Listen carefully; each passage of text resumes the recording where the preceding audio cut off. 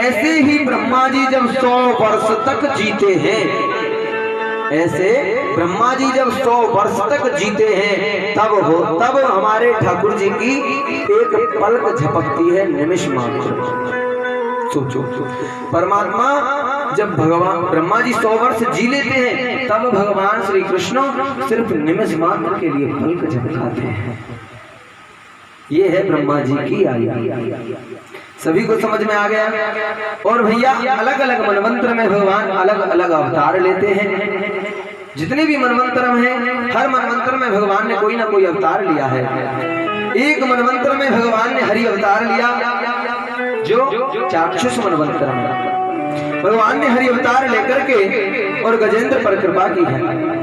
आप सभी गजेंद्र की कथा बड़ी बातें जानते होंगे। वो गजेंद्र जिसने पहले परमात्मा को नहीं, पहले परिवार वालों को पुकारा, और जब भीड़ पड़ी, जब परिवार वालों ने साथ नहीं दिया, तब परमात्मा को पुकारा था।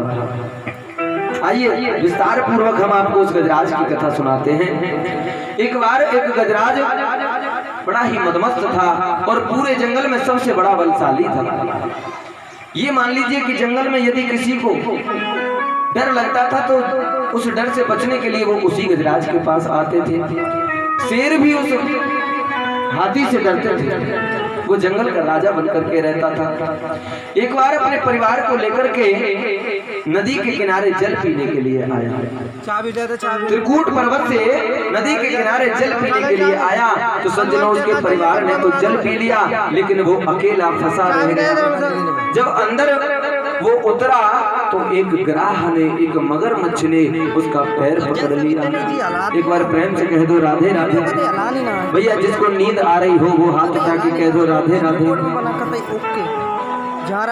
इसलिए गजेंद्र का पैर एक ग्राह ने पकड़ लिया। अब तो ग्राह कहने लगा, ग्राह विचार करने लगा कि अरे मुझे कौन पकड़ सकता है, हो सकता है कोई ऐसे ही होगा।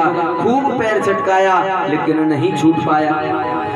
फिर जब उसके पैरों से रक्त निकलने लगा तो नदी खून में होने लगी तो और घबराने लगा और अपने परिवार वालों को कहने लगा कि अरे मुझे सूंड में सूंड डाल करके खींचो, मुझे कोई ग्राह जल के अंदर खींचे ले जा रहा है,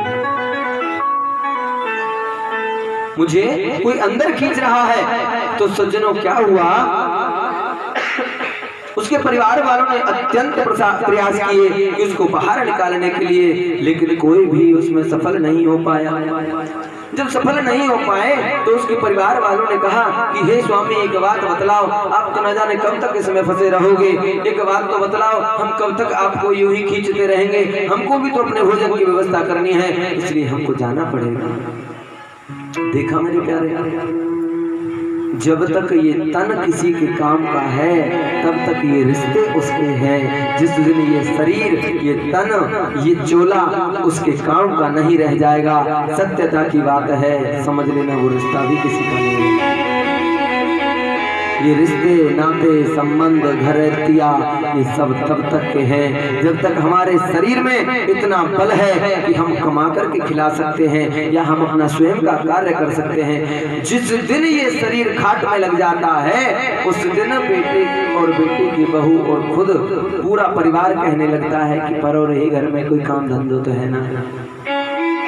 उस समय पर अपमान के घूंट पी पी करके भी जीना पड़ता है। क्यों? उस समय याद भी आती है इंसान को कि पहले समय में अगर भजन कर लिया होता तो इनके टुकड़ों पर नहीं पल रहा होता, परमात्मा मेरी व्यवस्था करते। लेकिन अपमान के जहर पी करके भी एक बहू सास को कह देती है, बड़े व्यंग मार देती है, अपमान भरे शब्द कह देती है, लेकिन उस सास के अंदर इतनी ताकत नहीं कि उसका कुछ बिगाड़ सके। इसलिए ये शरीर बुढ़ापे में, और जब ये शरीर काम का नहीं रहता तो कोई साथ नहीं देता। आज उसके परिवार वाले छोड़ करके जाने लगे। ऐसा उसके साथ नहीं हुआ है, ऐसा हमारे साथ भी होता है, ऐसा तुम सबके साथ भी होता होगा कि जब कोई अपना, जिसे हमने अपना माना हो, जिसके लिए दुनिया से लड़ता रहा, जिसके लिए दुनिया से बुराई लेता रहा, जो कहता रहा कि ये मेरा है, ये मेरा है, अगर इनको कुछ हो गया तो मैं तुझे मार डालूंगा, उनके लिए, अपनों के लिए दुनिया से लड़ता रहा, मरता रहा, अपने प्राणों तक को निछावर करने के लिए तुलता रहा, आज वही छोड़ करके जा रहे हैं। जब वो छोड़ करके जाने लगे ना तो गजराज रुदन करने लगा। गजराज की आंखों से अश्रु बहने लगे कि आज मैं उन अपनों को कैसे कहूँ, आज मेरा कोई अपना नहीं बचा। ये वही अपने